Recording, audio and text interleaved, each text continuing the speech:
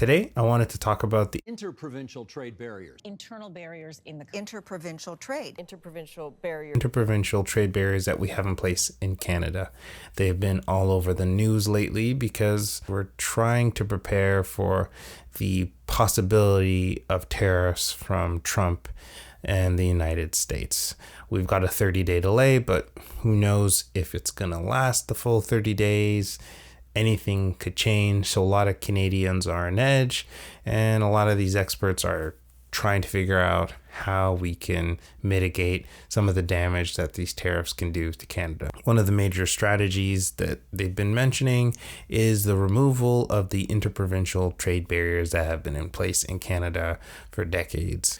So for those that don't know, because I certainly didn't before all of this came up, the interprovincial trade barriers are very different from the tariffs. The tariffs are a tax or duty that you need to pay if you want to import or export a particular good. Here in Canada, we're actually protected from that through our constitution. So if you want to bring a product from Manitoba into Ontario, you cannot be taxed. You can't be made to pay duties either. But Constitution allows is for a lot of rules and a lot of regulations that make managing a business and working across provincial lines really difficult and sometimes simply not worth it. So you can think about these barriers as just a ton of rules that businesses have to bend and work around to actually make their business successful in multiple provinces. A really simple example is if you're in business, for example, in BC, and you want to send some of your product to Ontario, then you might use a truck. The problem there is that a lot of provinces have different regulations for the trucking industry. There are different rules on how big the truck can be, how big the wheels can be, how heavy the freight can be. And every time you cross provincial lines, you'll have to deal with new regulations, new rules, which will slow down the transport of your good.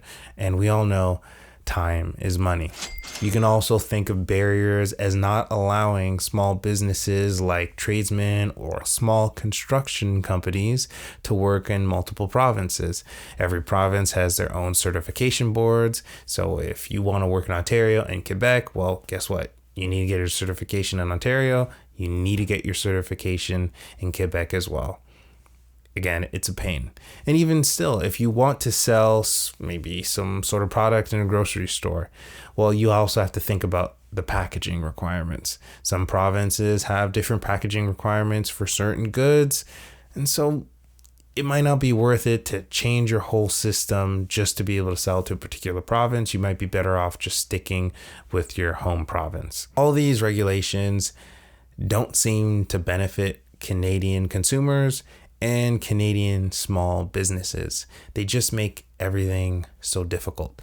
So it's been difficult for me to even try to figure out why they still exist. Doing a little bit of research, it seems like it's just they've been around for so long, and when you give provinces quite a bit of autonomy, then they'll develop slightly different rules that their constituents might like, and that ends up causing a whole cascade of issues that we're dealing with now.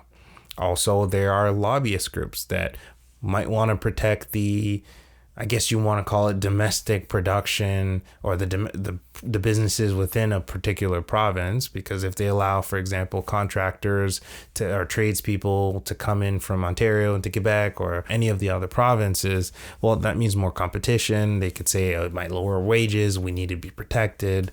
There's rules there. And again, provinces might just simply want to control and manage who can work in their province and who can do business. It's kind of as simple as that.